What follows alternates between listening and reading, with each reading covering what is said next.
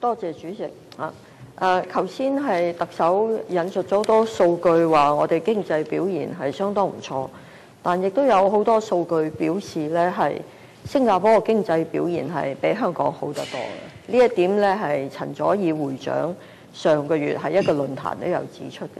咁而新加坡嘅表現好，因為佢可以打破兩個發展嘅瓶頸，一個土地，一個勞工。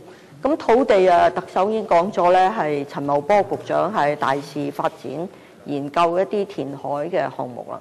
咁勞工方面點呢？今次我哋咁多基建項目都超支延誤，一個好大原因就係勞工不足。而家我哋實推動大型基建嘅項目咧，輸入勞工比起過往起新機場少好多嘅。咁特首你點樣解決呢個問題呢？行政長官。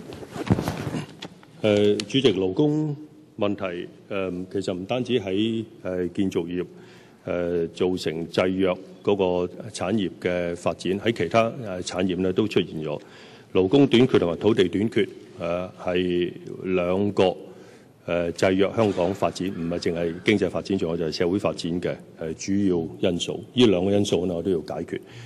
而建造業嘅勞工短缺問題呢，佢同時咧造成土地短缺嘅問題，咁所以咧特區政府係非常重視嘅。至今我哋解決建造業勞工短缺嘅努力，嗰個成效咧係唔顯著嘅。咁所以呢個問題咧，我哋要繼續關注。剛才我回應黃國興議員就有關對沖個問題嘅時候，我都講，我覺得勞資雙方唔係淨喺一個議題上，譬如話標準工時，譬如話對沖，而喺香港所有面對而同勞資雙方都有密切利益關係嘅議題上咧，包括剛才你講嘅個勞工短缺問題上，都希望大家能夠本住香港嘅長遠同埋整體利益嚇，本住呢個目標呢，能夠大家做到互讓互諒。我覺得呢，喺呢啲問題上，勞資雙方個立場呢，都應該有啲鬆動，都可以有啲鬆動嘅。多謝主席。葉劉淑儀議員。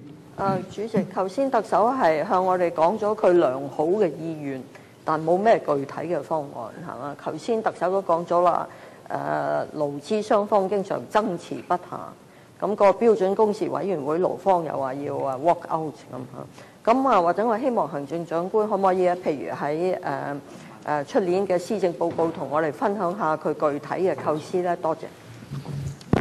主席，我哋會用多種方式繼續做工作。事實上，過一段時間呢，我剛才所講嘅嗰幾個勞資雙方都十分關注嘅議題，包括呢個勞工短缺嘅問題呢，特區政府都唔停咁去做説明同埋説服嘅工作。